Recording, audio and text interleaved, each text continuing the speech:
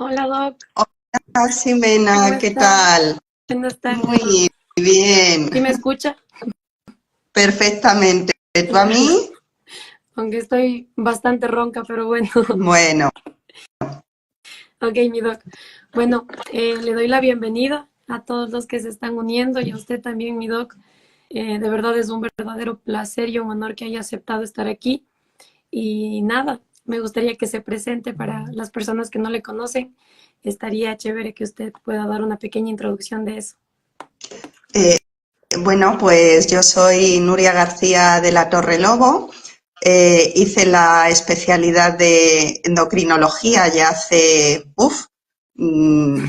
pues 26 años ya que la empecé. La hice en Madrid, en el Hospital Clínico San Carlos. Y cuando la acabé, pues estuve 2 años y medio en Oxford, en el Oxford Center for Diabetes, Endocrinology and Metabolism. Y luego volví a Madrid, a donde había hecho la residencia, al Hospital Clínico San Carlos, y allí estuve pues durante otros 19 años más, hasta abril del año pasado, que bueno, me apetecía un cambio de aires, tuve una propuesta que me gustó muchísimo y desde entonces estoy en el Centro Creciendo de Madrid. Muy chévere, Doc, y usted tiene una trayectoria increíble según lo que nos cuenta. Y hubo bastante participación, como yo le contaba, nos dejaron un montón de preguntas, así que espero que podamos responder todas. Y entonces empecemos, mi Doc, ¿sí? Cuando tú quieras empezamos. Ok, la primera. Hola, doctora, le cuento mi caso. Soy mujer y tengo 28 años. Hace un año me detectaron colesterol alto y específicamente manejo un valor de LDL de 149, que me dijeron que es el que tiene que estar bajo. Yo hago ejercicio todos los días, estoy con un nutricionista, peso 49 kilogramos, pero a pesar de todo eso, continúo con esos valores. El doctor me dijo que no puede mandarme aún medicinas para bajar porque es un valor que requiere, no es un valor que requiere medicamentos y soy joven. Pero me gustaría saber si eso es verdad o qué más puedo hacer para bajar eso. Muchas gracias. Bueno, pues efectivamente esta chica tiene un nivel de LDL elevado. Lo que recomienda las guías en pacientes de bajo riesgo, que asumo que es la situación en la que está esta chica, sin hipertensión, sin diabetes, sin obesidad, se cuida mucho, por lo que también asumo que no fuma, y sin antecedentes familiares de enfermedad cardiovascular precoz, que sería en mujeres antes de los 60 años y en hombres antes de los 55. Si no tenemos ninguna de esas situaciones, pues es una paciente de bajo riesgo y lo ideal aquí es que el colesterol LDL esté por debajo de 116. ¿Cuándo hay que tratar sí o sí? Por encima de 160. Entonces, entre medias, bueno, pues hay un montón de opciones, ¿no?, que se pueden valorar. El cambio de hábitos de vida, esta chica ya lo tiene incorporado, por lo tanto ahí yo creo que poco vamos a poder mejorar, porque imagino que no fumará, si no eso sería lo primero que habría que hacer. Asumo que si va a un nutricionista la están pues aconsejando adecuadamente, si ya hace deporte todos los días, pues esa parte ya la tiene cubierta. Entonces, desde el punto de vista de cómo puede complementar, ¿no?, o reforzar lo que ya está haciendo, se pueden utilizar, por ejemplo, los fitoesteroles o los esteroles vegetales, que lo que hacen es unirse a los receptores del colesterol a nivel de la absorción intestinal. Entonces, como se bloquean, el colesterol ya no puede unirse y se absorbe menos colesterol. Tienen un efecto que está demostrado, aunque no es muy potente, puede bajar el colesterol alrededor de un 10%. Pero bueno, es algo que se tolera muy bien y que puede incorporar. Es importante cuando se toma, porque yo tengo muchos pacientes que me dicen que se toman pues una marca muy conocida aquí en España, que es el Danacol, ¿no? Y me dice, no, yo me lo tomo pues a media, como es como un yogurcito líquido, yo me lo tomo a media mañana o me lo tomo de merienda. Pues si te lo tomas de media mañana o de merienda no te sirve de nada, porque el mecanismo de acción que tiene, como es bloquear el colesterol de la dieta, te lo tienes que tomar con la comida principal, donde vayas a ingerir mayor cantidad de colesterol, ¿no? Y luego también se puede tomar la levadura roja de arroz, que tiene un efecto incluso más potente que los fitoesteroles. Puede llegar a bajar el LDL, pues en algunos estudios incluso un 20%. Pero sí que es verdad que con esto hay que tener un poquito más de cuidado, porque la levadura roja del arroz al final actúa igual que las estatinas, bloquea la enzima HMG coenzima reductasa, ¿no? O sea, bloquea la síntesis del colesterol y con esto lo que pasa es que a veces puede llegar a producir los mismos efectos secundarios que una estatina. Puede llegar a producir dolores musculares, puede elevar las transaminasas. Entonces, aunque se considera un suplemento, pero sí que es verdad que aquí sí que hay que tener, es muy importante tener una supervisión médica. Perfecto, doc. Ok, vamos con la otra pregunta. En la prueba de tolerancia a la glucosa para mujeres embarazadas, si sale alterado solo uno de esos valores y por una ocasión, ¿ya se hace el diagnóstico? Bueno, en esto de la diabetes gestacional hay muchísima confusión y te explico por qué. Porque hay dos métodos para hacer el diagnóstico de diabetes gestacional. Un método que es en 2 pasos, que se hace primero una curva corta con 50 gramos de 1 hora y si tienes más de 140, solo a las mujeres que a la hora tienen más de 140, hacen una curva larga de 3 horas y 100 gramos, ¿vale? Y se diagnostican de diabetes gestacional a las que en la curva larga de esos 4 valores salen 2 por encima del límite superior de la normalidad. Pero hay otra estrategia diagnóstica en la que se hace directamente a todas las mujeres una sola curva de 75 gramos y 2 horas de duración, con lo cual tiene 3 valores, la basal, a la hora y a las 2 horas. Pues bien, si en su centro de salud o en su centro sanitario aplican el segundo método, solo con una determinación por encima de lo normal de uno de los 3 valores, ya se diagnostica la diabetes gestacional. Entonces, supongo que ese será su caso, que hará la curva de 2 horas de 75 y ahí sí, con un solo valor. De hecho, como los valores ahí son 92 basal, 180 y 153, si en cualquier momento del embarazo te hacen una analítica y tu glucosa basal es de 92 o más, ya se te diagnostica de diabetes gestacional y ni siquiera llegan a hacerte la curva de 75 gramos. Y, por ejemplo, aquí en Ecuador está más disponible la segunda que usted nos mencionaba, porque de la primera, la verdad, aquí, no sé si en España eso sí se dispone bastante. Pues en España yo te diría que hay un 50-50%. Hay mucho, además hay muchísimo debate, ¿no? Ya sabes que bueno, antes se utilizaban los criterios de Custan y Carpenter, que son las 2 curvas, pero se empezó a ver que mujeres que solo tenían un punto por encima de lo normal y no los 2 que se requieren para el diagnóstico, luego en la evolución del embarazo era más parecida a las mujeres que sí tenían diabetes gestacional que las que tenían una regulación totalmente normal de la glucosa. Entonces, en el 2008 se hizo un estudio muy famoso para los endocrinos, que es el estudio JAPO, para ver un poco esa relación entre los niveles de glucosa y las complicaciones perinatales, maternas y fetales. Y lo que se vio es que realmente es un continuo, que a más nivel de azúcar, más riesgo de complicaciones, pero pues con los métodos matemáticos o estadísticos que se utilizan en estos estudios, pues determinaron que los puntos a partir de los cuales había un aumento pues más importante de este riesgo era con 92 en ayunas, 180 a la hora y 153 a las 2 horas, y se establecieron esos nuevos criterios. Pero ¿qué pasa? Que al establecerse esos criterios, la prevalencia de diabetes gestacional aumenta mucho.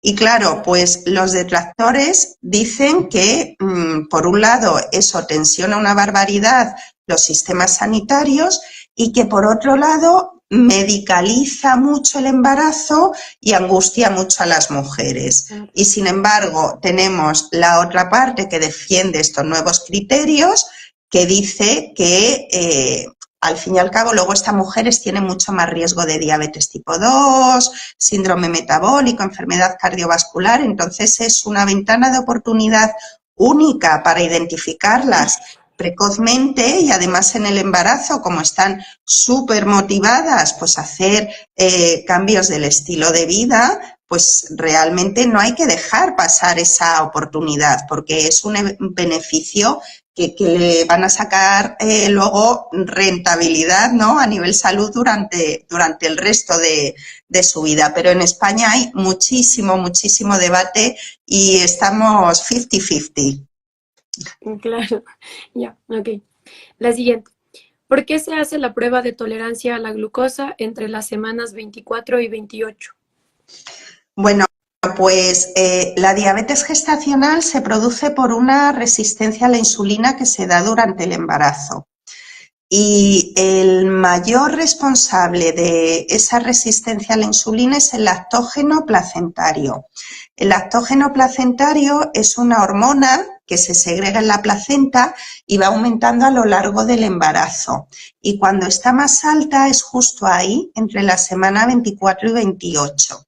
Y lo que hace este lactógeno placentario es precisamente, está solo para una acción contrainsular, para que la glucosa circulante en la madre no pueda penetrar adecuadamente en nuestras células para ser utilizada como combustible y energía, ¿no?, por este efecto del lactógeno placentario, y de esta manera esté disponible para la nutrición fetal.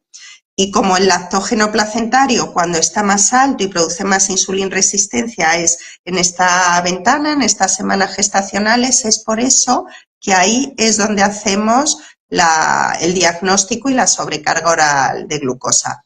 Aunque sí que es verdad que mujeres que tienen muy alto riesgo de diabetes gestacional, porque tienen mucha obesidad, porque han tenido una diabetes gestacional previa, pues ahí lo hacemos, se puede valorar hacerlo en el primer trimestre. Oh, ya, ok, doc. La siguiente. Mi papá tiene niveles de triglicéridos en 269 y le mandaron un medicamento que se llama Gemfibrocil a tomar 300 miligramos cada noche porque le dijeron que la otra dosis era muy alta. ¿Está bien? Bueno, pues el gemfibrocilo es un fibrato. Los fibratos son tratamientos de elección para la hipertrigliceridemia, o sea que sí que es un tratamiento adecuado.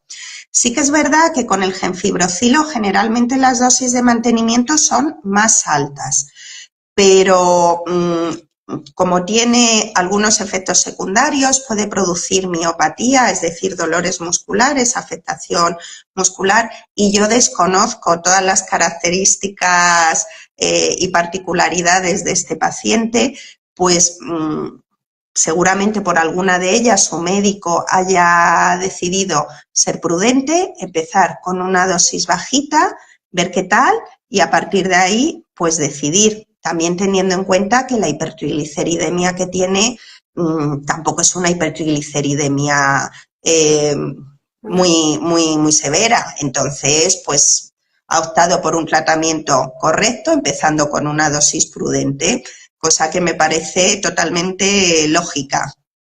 Claro, imagino que igual le deben hacer un seguimiento para Seguro, ver cómo están luego los abortos y todo seguro, eso. Ujú. eso es, eso es. Ok, muy bien. La siguiente. ¿Cuál es el riesgo de diabetes en el embarazo?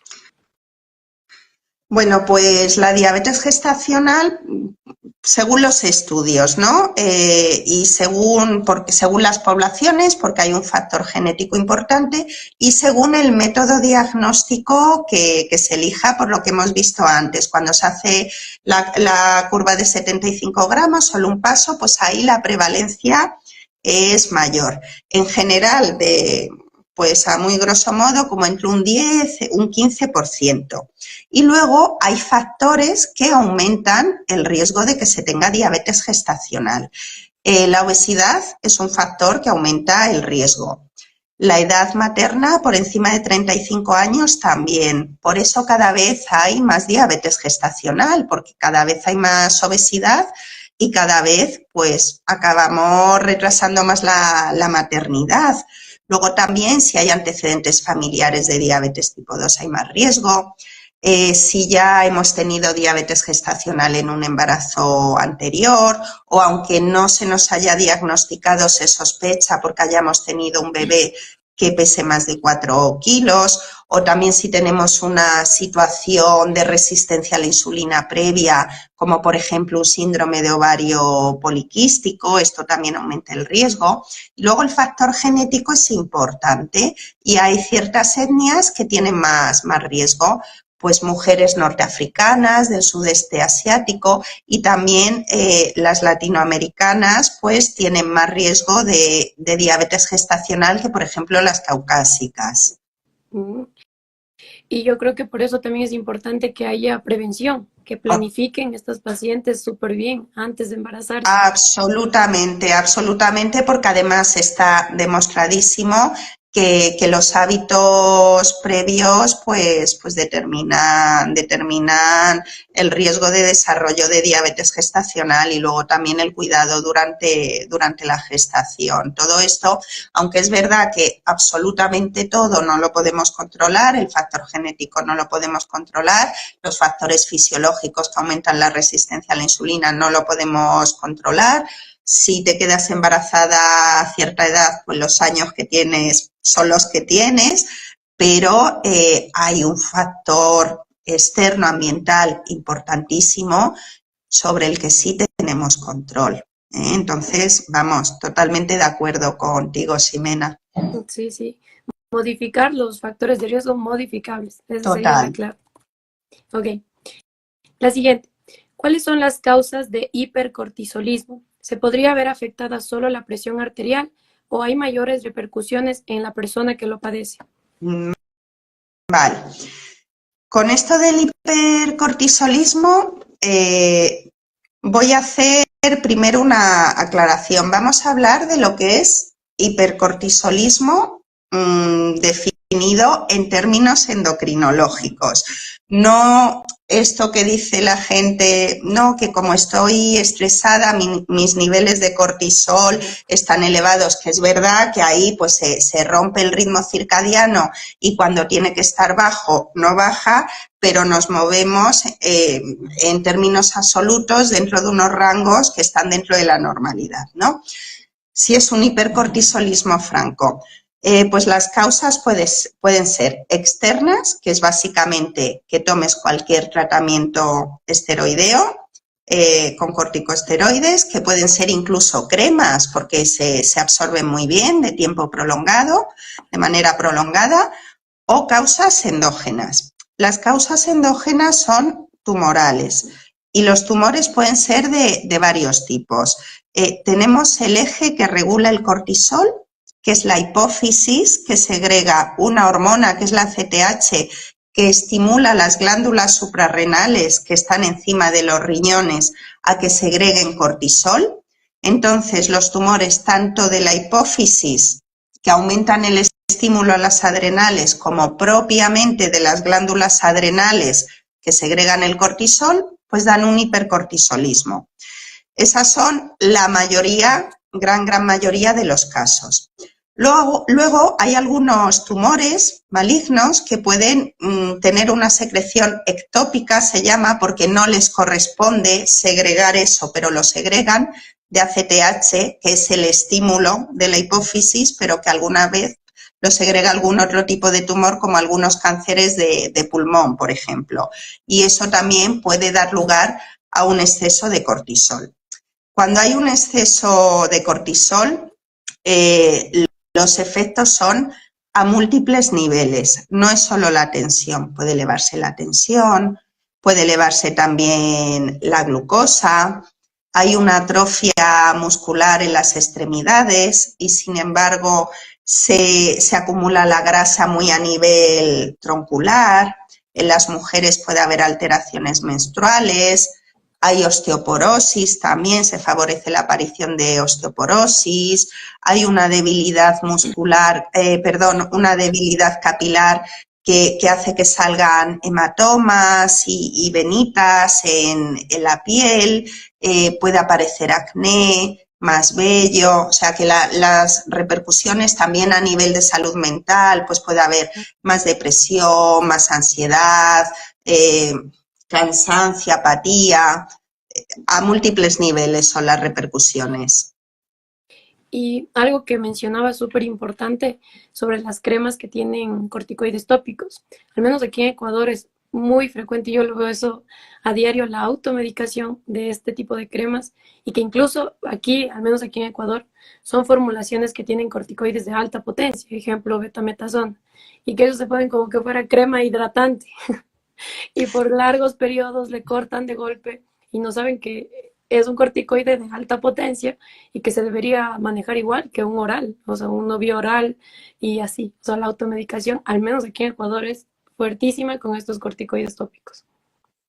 Sí, sí, mira, yo te cuento una curiosidad. Nosotros llegamos a ver una insuficiencia adrenal, que además nos llamaron médicos del hospital, de un paciente que estuvo muchísimo tiempo ingresado en la UCI con una obesidad mórbida, con intertrigos pues, en los pliegues, sobre todo a nivel inguinal, y le dieron crema de corticoides, le daban todos los días, como era un paciente muy grande, en cantidades industriales. Estuvo ingresado mucho tiempo en la UCI. Pues ese señor salió de la UCI, no había estado en teoría con corticoides, se le dejó de dar esa crema e hizo una insuficiencia suprarrenal. O sea que el tema de las cremas, importantísimo. Exacto, y que sea con prescripción y que se empiece con uno Sí. bajo. Qué importante que es eso. Muy bien, doctor. La siguiente. Doctora, disculpe, tengo 39 años, síndrome de ovario poliquístico y obesidad grado 2. Mi doctor me dijo que para tratar mi obesidad debo empezar metformina 1000 miligramos cada día, más insulina liraglutida. No tengo diabetes ni prediabetes, según los exámenes que me hizo, pero él dice que para mi obesidad necesito ese tratamiento. Yo leí las indicaciones de esa insulina que debo inyectarme, pero tengo miedo. ¿Hay otras alternativas o si es correcto ese tratamiento? Bueno, esta paciente está muy confundida en cuanto al tratamiento y voy a explicarlo, que yo creo que me va a entender bien. Vamos a empezar primero por la metformina. La metformina no se la han puesto para adelgazar, se la han puesto para tratar la resistencia a la insulina. En el ovario poliquístico hay una relación muy estrecha con la resistencia a la insulina. De hecho, se piensa que la resistencia a la insulina es parte del origen de la génesis del ovario poliquístico. No se conocen muy bien los mecanismos, pero lo que sí que sabemos es que si mejoramos la resistencia a la insulina, muchas veces el ovario poliquístico mejora y empiezan las ovulaciones espontáneas otra vez. Entonces, la metformina es un sensibilizador a la acción de la insulina y por eso se utiliza en pacientes con ovario poliquístico, aunque no tengan obesidad. Y la razón de que le hayan pautado la metformina es para tratamiento de la resistencia a la insulina y mejorar su ovario poliquístico. Eso por un lado.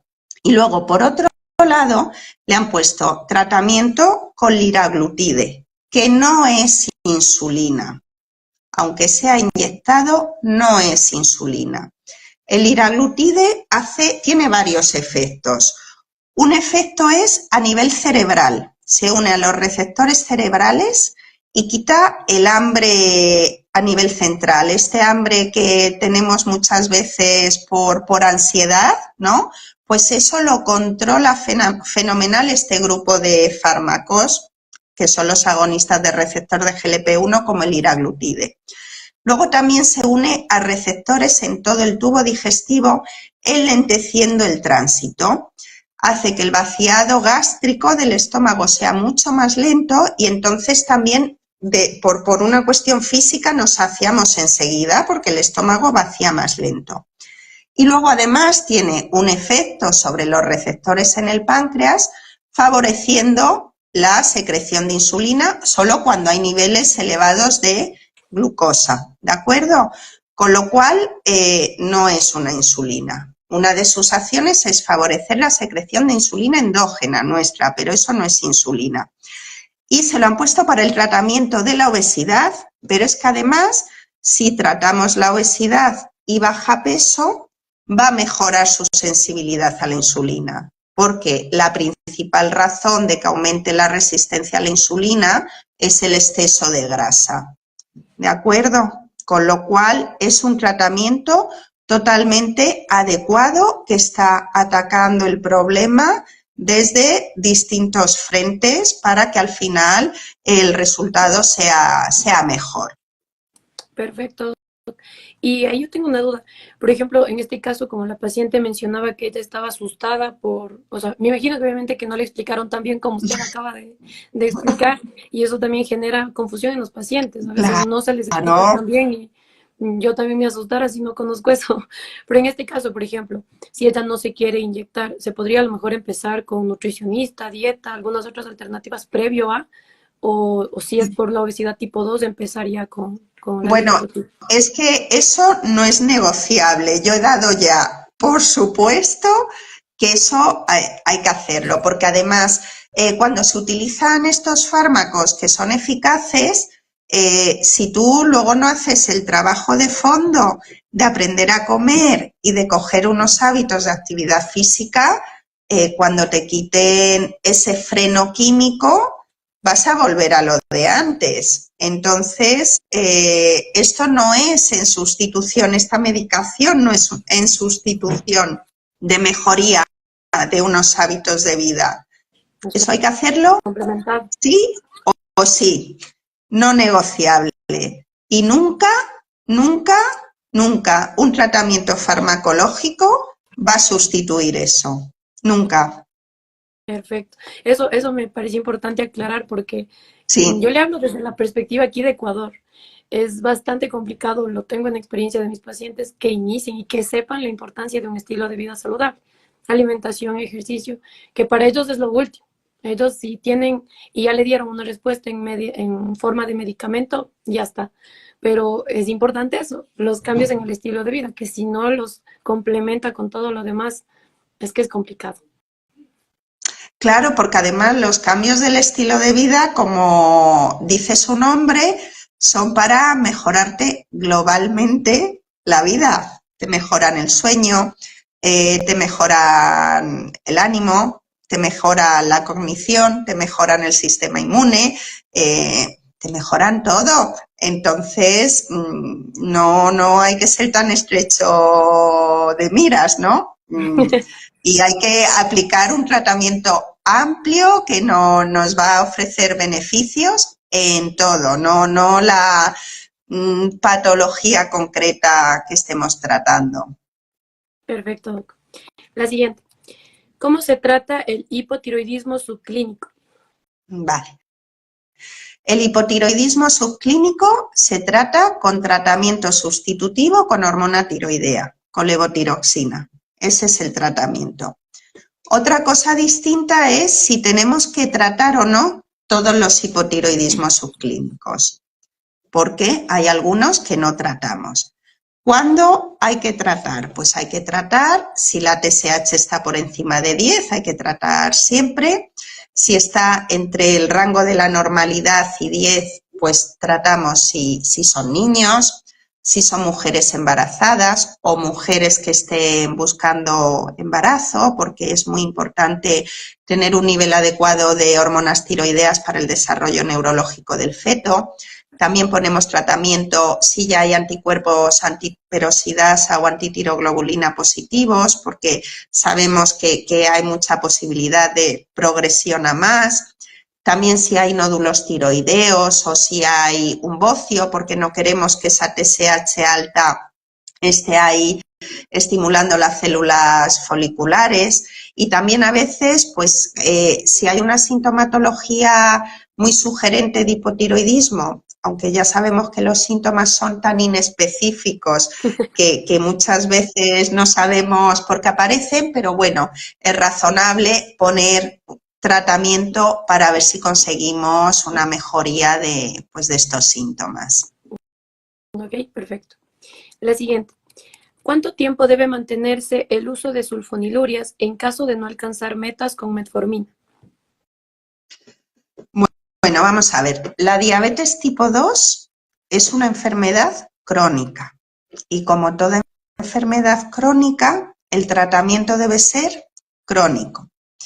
Otra cosa distinta es que tu diabetes tipo 2 esté asociada a una insulinresistencia porque tengas una obesidad y seas capaz, como hemos dicho antes, con hábitos de vida, de quitarte 10, 15, 20 kilos y mantener esa pérdida.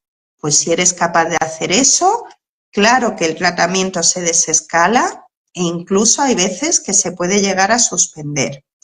Pero si se pone un tratamiento y tu situación basal sigue siendo la misma que cuando te han puesto ese tratamiento, pues el tratamiento va a ser crónico.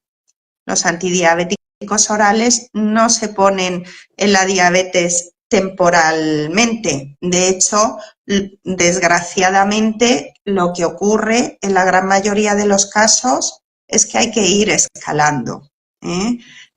Y la manera de retrasar eso, de pararlo o incluso en algunos casos de revertirlo es lo que hemos hablado antes, de mejorar los hábitos de vida. La dieta, el ejercicio, el sueño adecuado también es muy importante y bueno, por eso enfatizar que es lo primero y que un tratamiento farmacológico nunca va a sustituir al cambio de estilo de vida. Y eso igual que usted mencionó, Doc, creo que igual hay que hacer mucho énfasis, al menos aquí, como le digo, en Ecuador es bien complicado, porque yo lo veo eso a diestra y siniestra, sobre todo en pacientes diabéticos, que no tienen un manejo de la mano con nutrición, o sea, que se supone que el tratamiento tiene que ser multidisciplinario, no solamente el médico, porque el médico es especialista en medicina y por algo está el nutricionista que es especialista en nutrición y que es quien le debería manejar dietas y todo esto. Y aquí no, es muy complicado y sobre todo que usted a un paciente le pueda convencer de la importancia de hacer una dieta que sea incluso específica para él, porque las características de cada paciente son distintos. Incluso yo leía en la última guía de la ADA 2024 que nos hablaban de la importancia de esto, del manejo multidisciplinario, incluso de los tipos de dietas que hay, pero que acá no se hace, es súper complicado. No sé si en España es un poquito más los pacientes o es igual. Vamos a ver, la realidad es que la seguridad social aquí tienes 10 minutos por revisión de paciente, con unas listas de espera que muchas veces les ves cada 9, 12 meses y de esos 10 minutos entre ver si le toca o no el fondo de ojo, si tiene la microalbuminuria, el resto de la analítica, o sea, las cosas no se hacen como todo lo bien que se deberían hacer. Esa es la realidad. Tenemos enfermeras, educadoras de diabetes, nutricionistas para esto. No sé si en algún centro público habrá alguna, pero en general no hay. Y luego, aparte de la atención multidisciplinar, también es importante la responsabilidad del propio paciente. Es que sí. Claro, porque que también ellos vienen muchas veces al médico con la expectativa de que tú les soluciones con el tratamiento su problema de salud. Y también hay que hacerles entender que aquí depende tanto de ellos, sino más, que de nosotros. Entonces, hay que incluirlos a ellos mismos, su propia responsabilidad dentro de ese tratamiento multidisciplinar. Claro que sí. Y es complicado, es muy complicado. Mucho, mucho, mucho, mucho, mucho. Aquí en España también, ¿eh? No te creas que... Yo creo que en todas partes cambiar hábitos es algo muy complicado para todo el mundo, muy complicado. Todos latinos, europeos y todo, entonces no hacen Todos. caso. Lo que sí que es verdad que vuestra dieta tiene unas características, porque aquí también hay pues muchos pacientes ecuatorianos, y es verdad que lo del arroz es una batalla, que coméis una cantidad de arroz pues que pues con todas las comidas principales. Allí es con el arroz y aquí es con el pan, ¿no? Los españoles somos muy paneros y vosotros sois muy arroceros. Y la lucha ahí está así, con el carbohidrato, que es verdad que metéis, pues eso, mucho más arroz que verdura para acompañar la proteína. Así es, mi doc. Ok, vamos con la siguiente. Mi doctor me envió metformina para prediabetes, pero no sé si debo tomarla. Tengo 53 años. Bueno, pues la prediabetes, lo primero se define como una glucosa entre 100 y 125 en ayunas y una hemoglobina glicosilada que esté entre 5,7 y 6,49. Y dentro de ese rango, pues las indicaciones para poner tratamiento ya con metformina, según las últimas guías de la ADA de 2024, es los pacientes que tengan una glucosa ya por encima de 110, inicia el tratamiento con metformina, o que tengan una hemoglobina glicosilada por encima de 6. Y si no están en estos supuestos, pero tienen un índice de masa corporal superior a 35 o han tenido previamente diabetes gestacional, pues ahí también está indicado el inicio de tratamiento con metformina en la prediabetes. Y luego, aunque no estén las guías, dejo claro que no está en las guías y que es, bueno, un procedimiento personal, ¿vale? Yo cuando veo a pacientes que no están concienciados para nada y que veo que es que van directos a la diabetes pues por antecedentes personales, por hábitos, que es que les ves y a lo mejor tienen 107 y una glicada de 5,9, no cumplen los criterios de la ADA. Pero les ves que van directos. Yo les pongo metformina, un poquito de metformina también para que se conciencien, porque si no se van con la idea de, tengo el azúcar un poquito alta, pero no es diabetes ni es nada.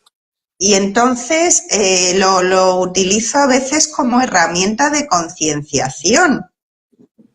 Perfecto. Pero repito que eso está fuera de guía. Claro. Ok, perfecto, clarísimo. La siguiente. En una descompensación de diabetes simple, si hospitalizamos al paciente con esquema de insulina rápida y una vez que tenemos la glicemia controlada, cambiamos a esquema con insulina lenta o ultralenta, al momento del alta, ¿necesariamente debemos hacerlo con insulina o cómo decidimos qué antidiabético oral y qué dosis usar en vial?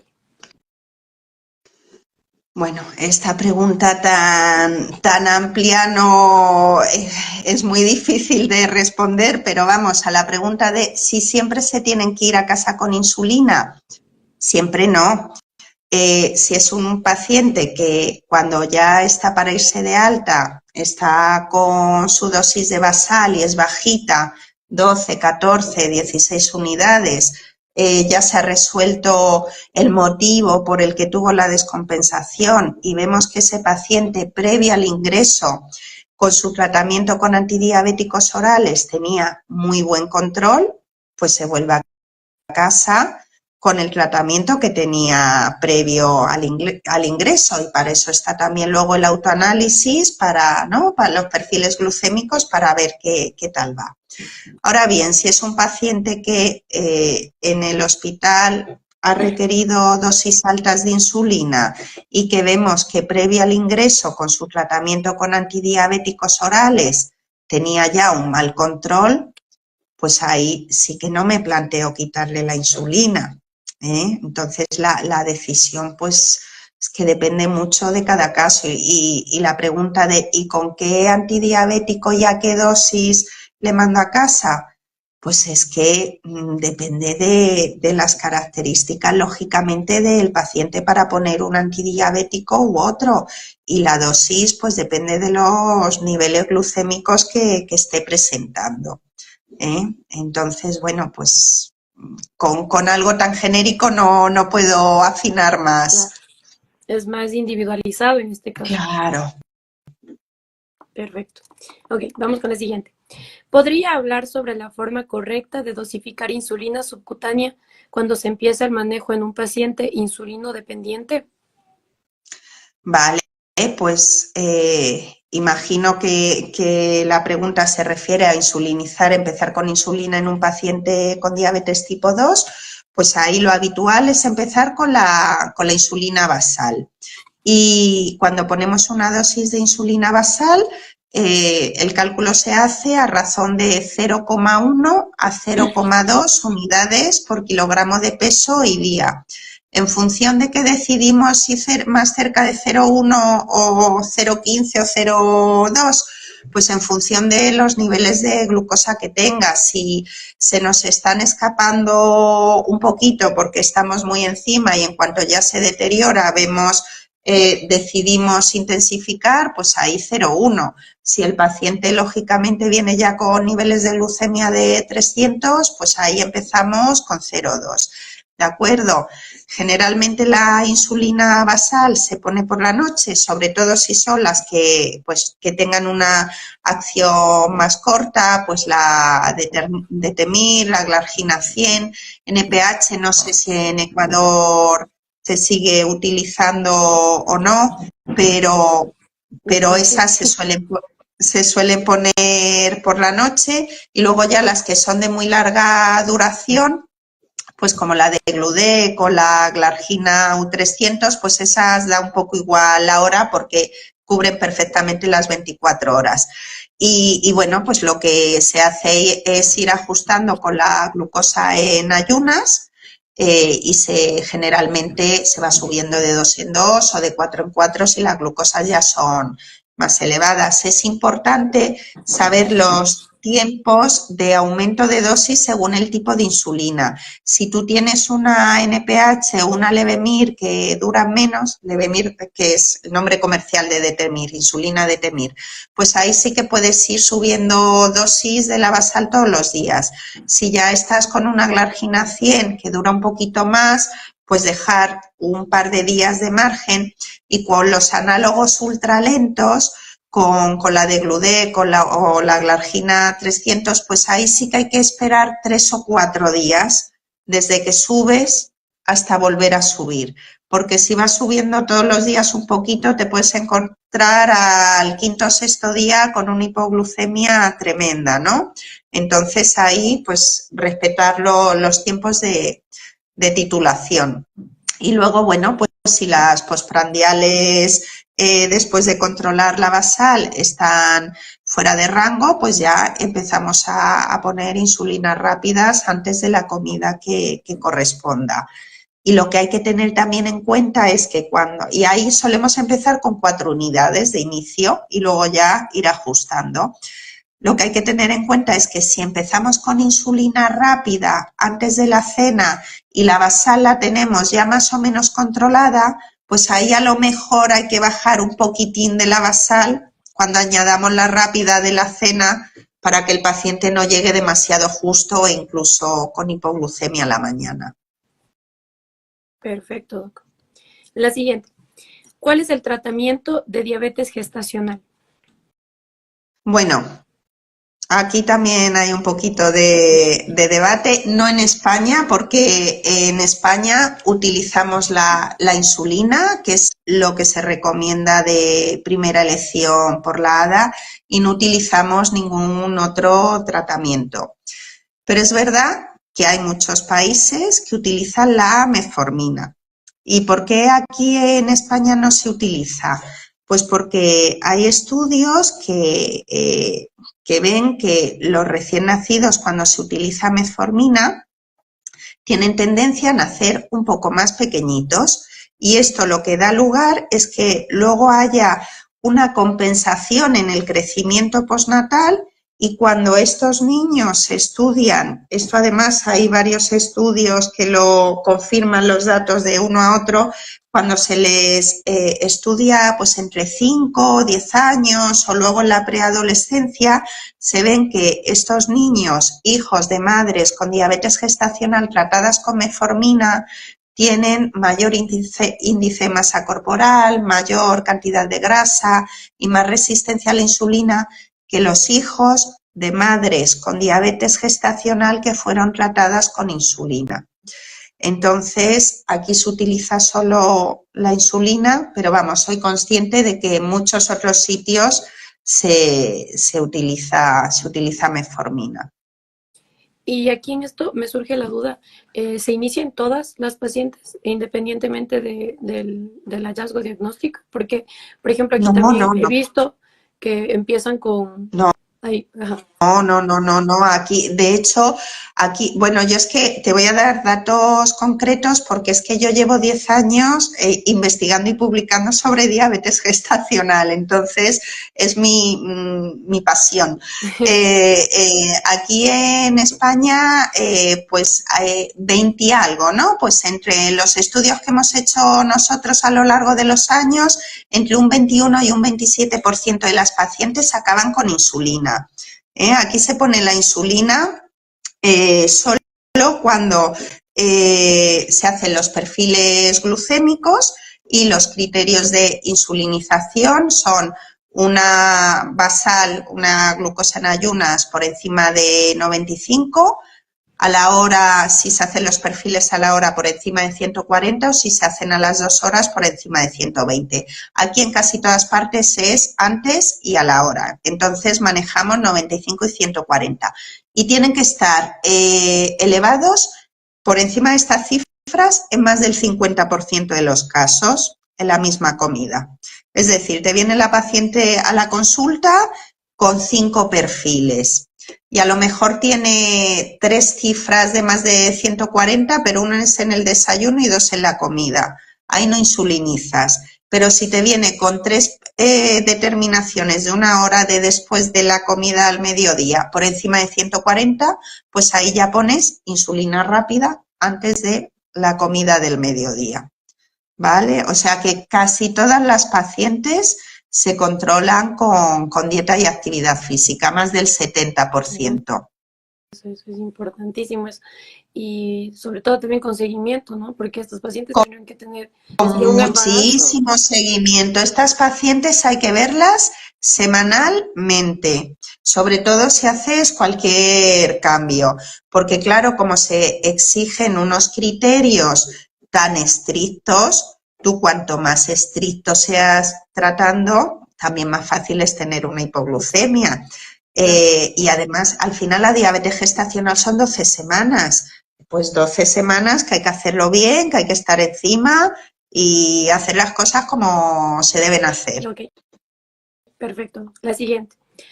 Doctora, estoy embarazada y mis resultados de una prueba de glucosa fueron normales. Y ahora con 36 semanas me dijeron que tengo diabetes gestacional porque subí de peso. ¿Sí funciona así?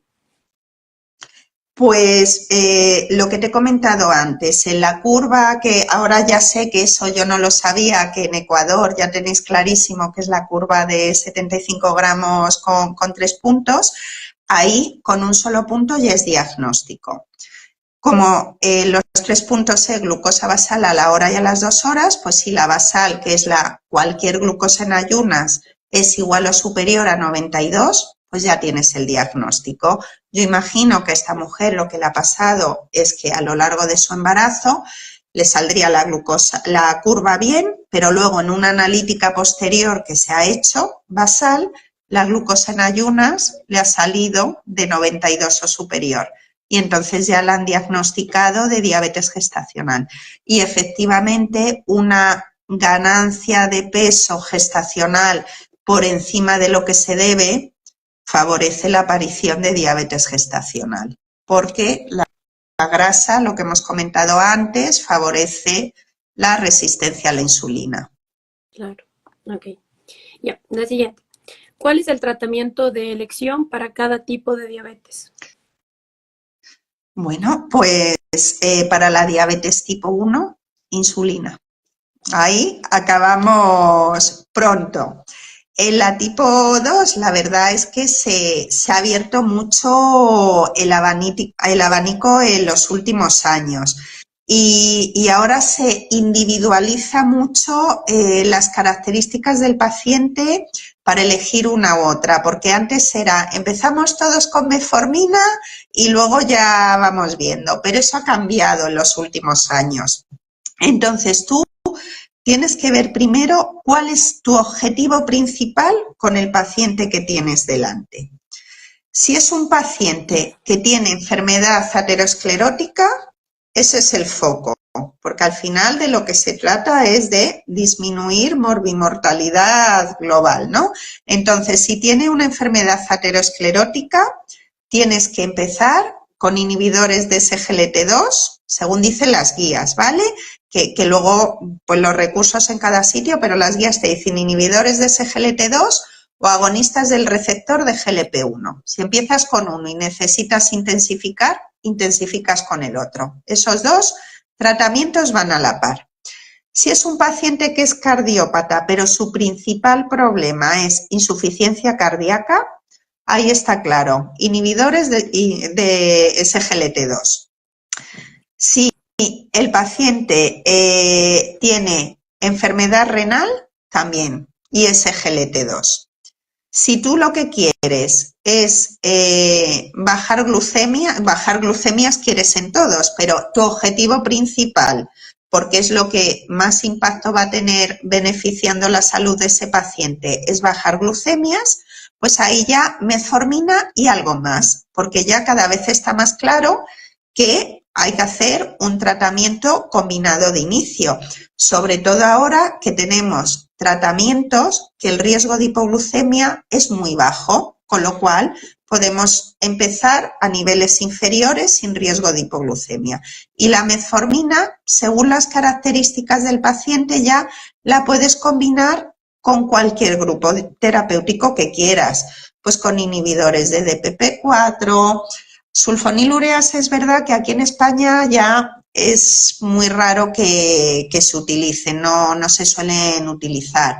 Y SGLT2 o agonistas de receptor de GLP-1, ya ahí puedes ir haciendo la combinación que tú quieras. Y si son pacientes que su principal problema es el peso, que es lo que además les ha provocado la diabetes, pues lo ideal es empezar con un agonista del receptor de GLP-1, pues con semaglutide, con dulaglutide, y cuando salga, que todavía no tenemos en España los agonistas duales, el tirzepatide, pues ese va a ser el más potente que haya para bajar peso, pero no es en Ecuador, aquí en España todavía no está disponible. No, porque bueno, le cuento, justo yo le iba a preguntar esto de la terapia dual que nos recomendaban en esta última guía, de ya empezar de base con dos antidiabéticos orales. Por ejemplo, aquí el que se dispone, sobre todo porque es barato, es la levenclamida de las sulfonilurias. Entonces, o sea, ya de por sí tienen su riesgo de hipoglicemia. Entonces, en estos pacientes, empezar con dosis súper bajas de los dos sería lo ideal, porque eso le digo en el contexto de aquí de Ecuador. Glibenclamida sí se dispone y es súper barato, entonces muchas veces no hay otra herramienta difícil acá que a un paciente usted le pueda decir GLP-1 y SG, uy, es súper Claro. complicado. Entonces claro. aquí, por ejemplo, la opción que a veces, al menos los médicos rurales, a veces la única opción que se tiene es eso, o sea, empezar con la metformina, que a veces sí da el Estado, y la glibenclamida, que en este caso sí pueden comprar los pacientes porque relativamente es barata, pero sería dosis súper bajas, ¿no? Me imagino. Claro, es que en España hay un dicho que dice, con estos bueyes tenemos que arar, ¿no? Pues es que si es lo que hay disponible, pues, pues habrá que utilizarlo si no hay otra opción.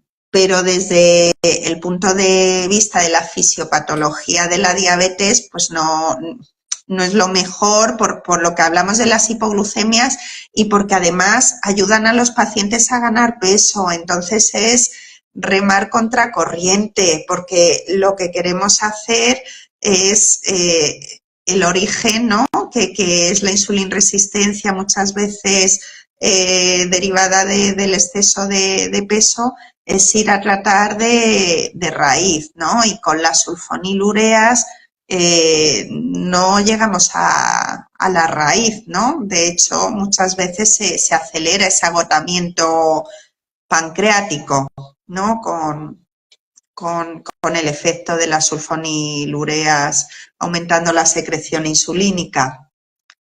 Claro, pero por ejemplo, eso le digo. Y en ese aspecto, generalmente, digamos, metformina se inicia con los 500, pero en este caso, si empezáramos dual, sería 250 o más bien empezar No, solo con metformina no, vamos a ver, 2.500. yo apuraría metformina hasta los 2000 miligramos Ujú, antes que...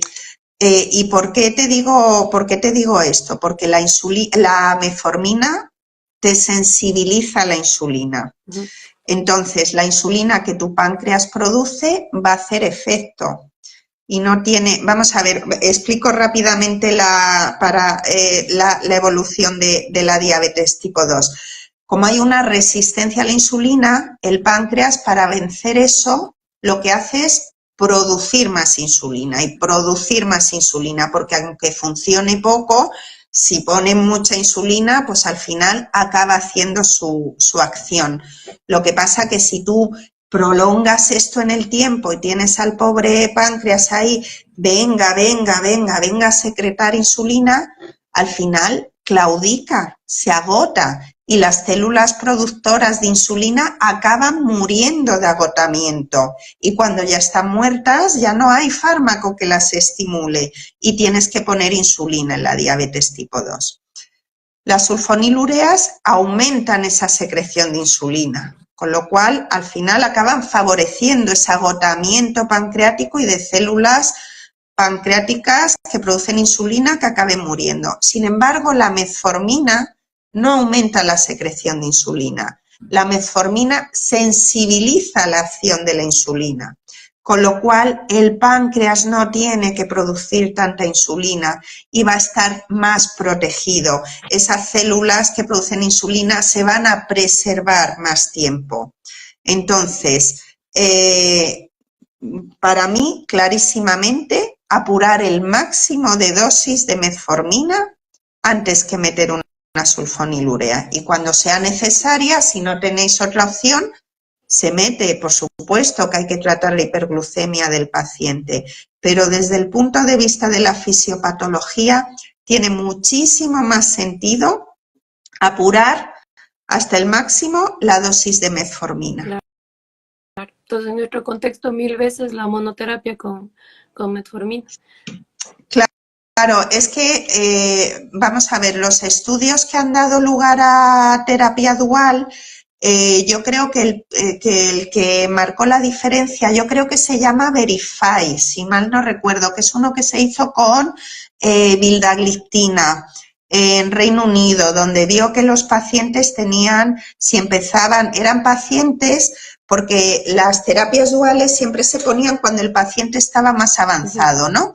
Ya con glicadas, fracaso primario, pongo un segundo fármaco. Entonces, en el estudio Verify, estoy casi segura que se llama así, en el estudio Verify cogieron pacientes bastante naif de diabetes tipo 2 bastante naif y ya con que los cogían al principio y tenían unas hemoglobinas glicosiladas, creo recordar que eran por debajo de 7, o sea, bastante buenas. Y a esos pacientes les pusieron en un brazo el tratamiento típico con metformina y en otro, ya desde el inicio, con vildagliptina. Y lo siguieron y vieron que el control glucémico y los niveles de hemoglobina glicosilada se mantenían de manera mucho más prolongada dentro de un rango adecuado, ¿no? En el grupo de metformina con vildagliptina, y que el fracaso secundario era mucho menor y mucho más tardío. Entonces, con los fármacos que se ha decidido el tratamiento dual de inicio, son fármacos, que tienen bajo riesgo de hipoglucemia y que no producen ese agotamiento pancreático, con lo cual los datos no son extrapolables a tratamiento dual con metformina y sulfonilureas. Yo ahí, Perfecto.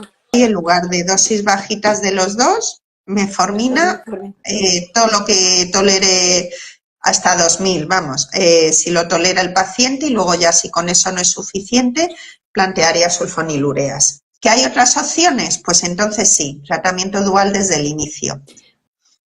Perfectísimo, Doc. Y yo podría seguir hablando, me encanta el tema de diabetes, es súper interesante esto, pero entiendo también que allá ya es súper noche. Y solo como último punto, mi Doc, bueno, agradecerle completamente por haber estado aquí, por responder todas las preguntas que nos dejaron. Es una gran apertura, sobre todo para profesionales como usted, en países como el mío, eso es súper importante. Entonces, solamente como le mencionaba, mi público está mezclado entre pacientes, profesionales de la salud, médicos, estudiantes, de todo un poco. Y esto también yo lo hice con la idea de hacerles conocer un poco más de las especialidades a quienes están en esta carrera. Entonces, Vidoc, ¿usted qué considera en cuanto a endocrinología como especialidad? ¿Cuántos años es? No sé si se tiene que seguir antes medicina interna y luego endocrinología? Más o menos, ¿cómo es el proceso de ser endocrinólogo? Yo te puedo hablar de cómo es aquí, Claro, que sí, no sí, necesariamente en su es experiencia. como en Ecuador. Bueno, pues en España cuando acabamos la carrera hacemos el examen MIR, ¿no? Que para poder elegir plaza y en hospital y especialidad. Y la especialidad de endocrinología son 4 años. Dentro de esos 4 años, el primer año se está en medicina interna. Ahora creo que son 9 meses, pero como te dije que yo ya lo hice hace mucho, en mi Claro. época era un año entero en medicina interna y luego 2 meses en cardiología, 2 meses en nefrología, 2 meses en nefrocardio, en neurología, y luego ya pasabas a endocrino, y dentro de endocrino pues hacías una rotación por diabetes, otra por planta, otra por consulta de endocrino, otra por nutrición. También fui varios meses 2 o 3 meses endocrino pediátrico y eso es básicamente esos 4 años con esas rotaciones. Ah, y, o sea, después de eso, ¿se puede hacer alguna, como decir, subespecialización después de endocrinología? ¿Y qué otras ramas se puede coger después? Vamos a ver, digamos que académicamente no.